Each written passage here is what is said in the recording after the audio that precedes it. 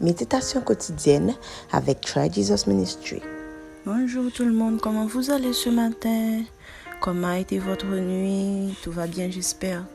Alors je vous lis ce matin dans le livre de Lévitique, au chapitre 23, le verset 43.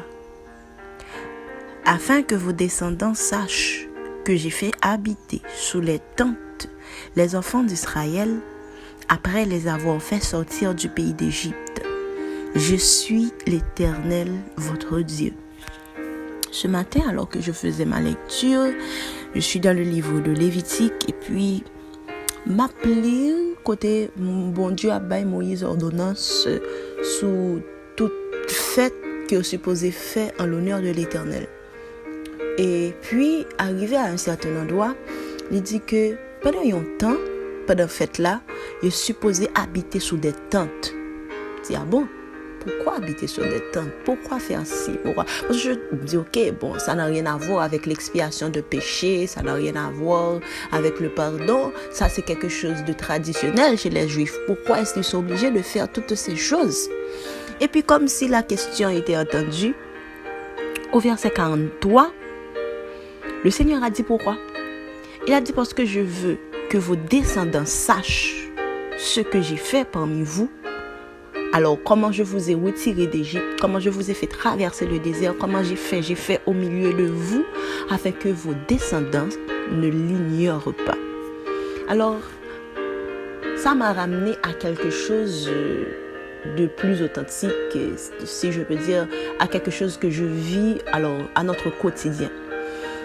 Imaginez que, je finis par conclure alors que il y a des choses que bon Dieu fait pour que livrer, que bagaille s'arrête dans l'igno, comme une histoire, comme une tradition, comme un éternel témoignage. J'ai regardé un film et puis en fait c'est un film que peut-être que vous avez vous-même aussi regardé et puis t'es comme bagaille qui t'est retenu attention. Il y a une dame qui a fait un mur chez elle qu'elle a appelé le mur de témoignage, où elle a marqué tout ce que Dieu a fait dans sa vie, que seulement Dieu pouvait faire. Les choses exceptionnelles que Dieu a fait dans sa vie. J'ai trouvé ça inspirant et puis je me suis dit, ok, une fois que j'aurai ma maison, je ferai ça. Et c'est quand je lis la Bible ce matin que je me rends compte que ce qu'elle a fait est inspiré du Saint-Esprit. Il y a des choses que Dieu fait pour toi. Il faut que tu en parles, mais il faut aussi que tes descendants en parlent. Mais comment tu vas faire? Comment tu vas faire pour faire parler d'une chose à tes descendants?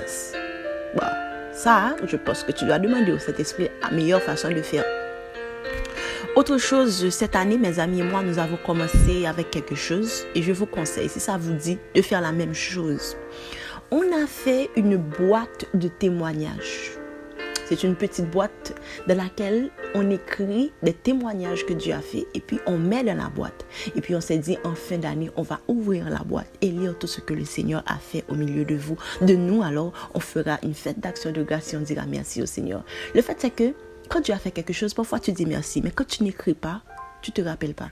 Et en fin d'année, quand tu dois dire merci au Seigneur, tu dis merci pour tout. Mais il y a des choses spécifiques que Dieu ne veut pas que tu oublies, que tes descendants ne doivent pas oublier. Alors je vous conseille ça ce matin. Si ça vous a plu, faites-le.